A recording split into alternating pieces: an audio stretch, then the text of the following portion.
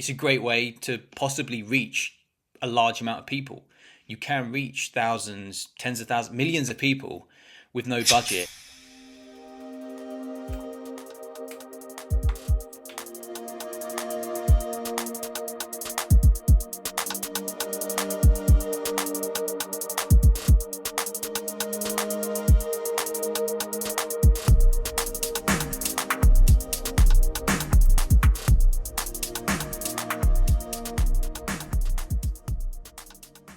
So I've been putting together a content strategy for my online coffee brand. The main strategy is going to be social media, organic social media, because I don't have a budget and it's a great way to possibly reach a large amount of people.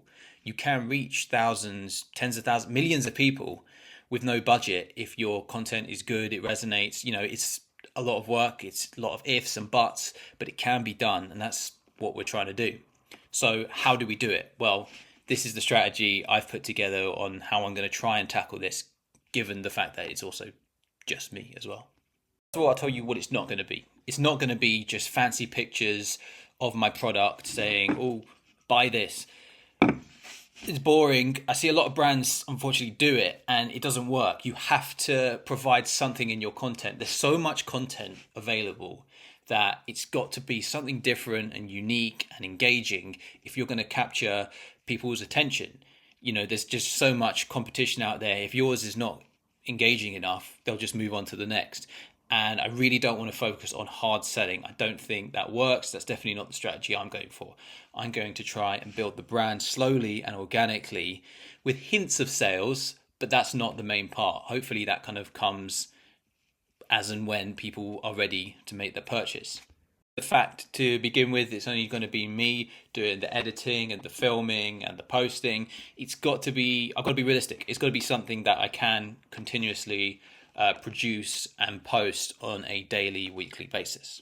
What I really want to do is I want to make content that is going to resonate with my target audience, and it's also going to have that connection from the content to my product, because the end goal is to build a brand and to eventually make sales, but just not in a hard kind of salesy way. So I'll tell you what I'm thinking. My product is coffee. You buy it online, you get delivered home, and then you brew the coffee and you drink it. So when do people drink coffee in their home? And I've kind of narrowed it down to 4 or 5 different scenarios. I think people drink coffee in the morning. It's part of their morning routine when they wake up, getting ready for work or whatever. I think people sometimes have coffee when they're having a break. So again, if they're working and they want to take a break, or they're doing something else and they want to have a little break, have a little biscuit, have a bit of coffee. I think people have coffee when friends or family are around. They might sit around the table, have a little chat whilst sipping on a bit of coffee.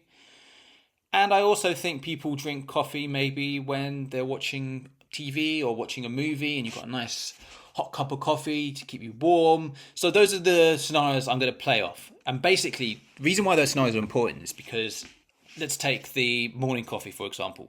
I want to make content about that, because then when people who have seen that content go back to their daily routine, when they're drinking coffee in the morning, they're going to be like, oh yeah, I saw a piece of content about this. Or when they're having their biscuit with their coffee, they're going to be like, I've actually saw a piece of content about the same scenario. You kind of make the connection between what you saw, and because it's relatable, because you're doing the same thing, you start relating it back to Garber Coffee. So let's take the coffee break one, for example. What I'm thinking is doing a biscuit review. So it will be a segment where I record myself drinking coffee and picking a new biscuit in each piece of content and trying it with the coffee and finding out, what's the best biscuit to have with your coffee. And then I'll review it and rank it on a scale of 1 to 10. I think reviews are really good because they keep you engaged and they give you a reason to keep watching it until the end. You want to find out what that score is.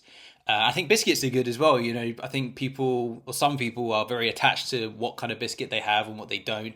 Some people love bourbons and jammy Dodgers, and some people don't. And it just gives people a reason it's a talking point. Everyone can kind of relate to it, and it gives people a reason to engage, comment, like whatever. So I think that one might do well, and we're going to give that one a go. I think the coffee with friends and family is going to be a good one. It's going to be a bit harder because you're going to need other people, but I think if you're able to record a segment of enjoying the Garber coffee with your friends or your family and just having a bit of chit chat, hopefully it's kind of humorous, a little bit funny, and basically what you're trying to do is you're trying to show that I'm having a good time whilst drinking my Garber coffee. Because then, in the back of people's mind, they're going to be, I want a good time, and I could do that by drinking coffee at home with my friends and family. But because the branding with Garber Coffee, maybe they make that connection next time they do it. I think playing on movies and TV, I think is a really good one. I'm thinking maybe like a Gogglebox style thing where it's someone drinking the Garber coffee whilst watching a famous scene in a movie. Maybe the scene can only be if they're drinking coffee in the movie and just kind of commenting on it. But what it's doing again is it's reinforcing that you're having a good time watching a film. Films are great because they're talking points. People get nostalgic over certain scenes in movies, so that should create good engagement. But then it's making the connection. I'm watching a film and I've got my nice cup of coffee. I've got my nice cup of Garber coffee. So yeah, I don't know. We'll see. Maybe I do one about the best way to brew coffee and come up with crazy ways to brew the coffee, like straining it through a dirty sock into a cup of coffee. I don't know. But something like that, something, because people brew coffee when they drink coffee at home, so it's relatable. And something like that could be funny and engaging. We don't know how these things are going to perform. We just have to kind of try a few of them, look at the analytics over a period of time. You've got to give these a go. I can't just do one of them and then be like, well, that didn't work. You've got to do 10, 20, 30. You've got to do a lot of them, get the feedback, and then think about, well, did that work or did that not? It's a gradual thing.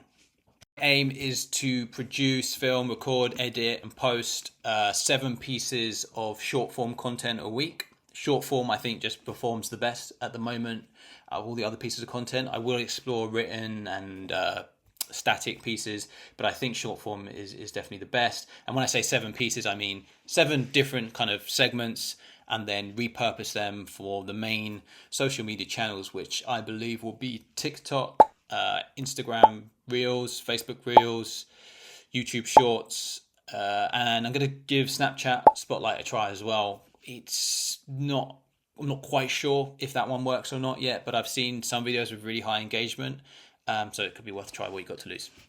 Expecting miracles. I'm not expecting the first piece of content to put out to get 1 million views. It's going to be a lot of trial and error and fine tuning, and just wait until you hit on the right thing. But I don't want to be a perfectionist. I don't want to waste time by not putting something out because it's not quite perfect. If my thinking is that sucks, then maybe I won't put it. But if it's I'm not sure if that's going to work or not, I'll post it. I've got nothing to lose at this point as well. My brand doesn't have a reputation. It's unknown. So there's more to gain than to lose. And even if the content you put out doesn't do well, that's not really an issue. And you might learn something as well from it. So I'd say if in doubt, post. My main points are content that has a connection to my product and brand, but not hard selling content. It's got to be content that can be produced at scale. It needs to be good quality. I think at the moment, quality is actually quite important on short form content because there's so much out there. But I can't get hung up on perfection. I need to get stuff out. One final point, actually, in terms of paid. I'm not going to put any money on paid ads on Meta or YouTube or things like that until I've seen good engagement on content. So my strategy around the paid stuff is, because I'm dealing with really small budgets here, like I might spend a couple of £100 maybe, but I want to see a good level of engagement. So I mean a high number of comments, a high number of likes, ratio compared to how many views it's got. So if it's got 200 views but it's got 30 likes or 20 comments, I'd say that's a good piece of content. Let's try and put a bit of money behind it and see how it does. But if I got a piece of content that has 700 views but no likes, no comments, it's not getting any engagement, then it's not worth putting any money behind. So I'm going to put the organic content kind of as a test to see which ones I should put money behind for paid stuff, so it can get a bigger reach and then hopefully build this brand a little bit quicker. is a long-term strategy. I'm not expecting miracles. It's going to be hard. It's going to require a lot of discipline and consistency, as with everything. But I'm feeling good about this. I think it's a good approach, and I'm just willing to give it a go. So if you've done something similar, I'd love to hear about it in the comments. And thank you very much for watching.